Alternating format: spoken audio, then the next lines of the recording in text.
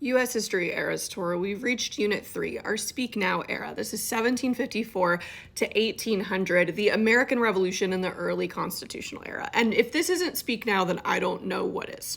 So remember that we start this era in 1754, which is the year that the French and Indian War began, because that is really the important context that leads us into the American Revolution, right? Because of that French and Indian War, the English start raising taxes and kind of increasing their just general attention on these 13 colonies, which, by the way, do we think it's a coincidence that there were 13 colonies?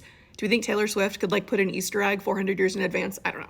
But England starts raising our taxes because from their perspective, they're like, you're mine, right? I mean, why wouldn't I? Meanwhile, from the colonist perspective, we're like, why you have to be so mean? By 1775, sparks fly at the Battle of Lexington and Concord. Kind of proud of that one. And then by 1776, it is clear that it's time to speak now. That's both through Thomas Paine's Common Sense and also the Declaration of Independence, which you could also think of as a long Dear John letter, right? Long were the nights when my days once revolved around you. Should have known, England. Should have known.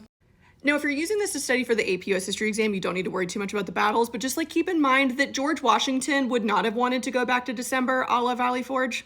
If you know, you know. And everyone in the colonies was enchanted by George Washington. He's so tall and handsome as hell. I know that that's not the right era, but he was really tall.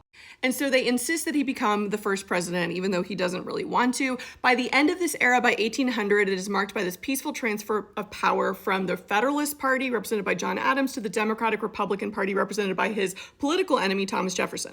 Now, this moment we could say was better than revenge, because the rest of the world, especially England, is watching us, just waiting for us to fail. But by this election, it's clear that they were wrong, and we were gonna long live.